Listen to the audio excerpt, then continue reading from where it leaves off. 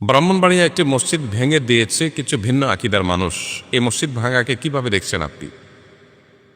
মসজিদ ভাঙা এটা আল্লাহর জমিনের সবচেয়ে গর্হিত, সবচেয়ে জঘন্য অপরাধগুলোর মধ্য থেকে একটা। কোনো যুক্তিতে, কোনো অজুহাতে, কোনো কারণ দেখিয়ে মসজিদ ভাঙার কোনো সুযোগ, কোনো অধিকার কারোর নাই।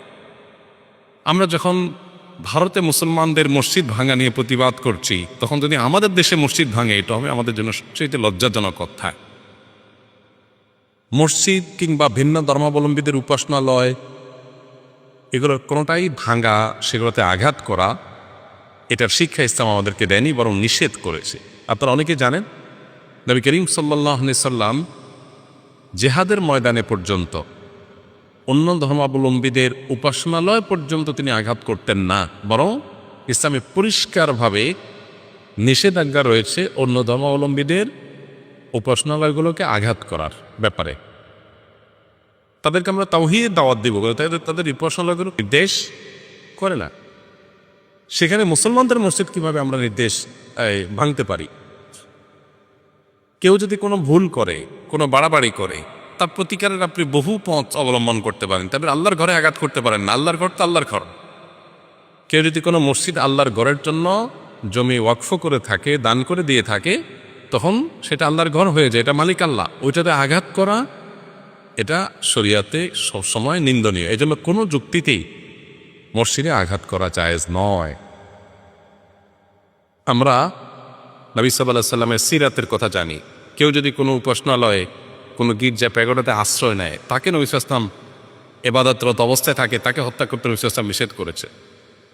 তাহলে অন্য ধর্মাবলম্বীদের ব্যাপারে যদি আমাদের এই অবস্থান থাকে, তাহলে আমার মুসলমান ভাই, তার সাথে ভিন্ন চিন্তা, ভিন্ন আকীদা, ভিন্ন বিশ্বাস এর কারণে মতপার্থক্য থাকতে পারে।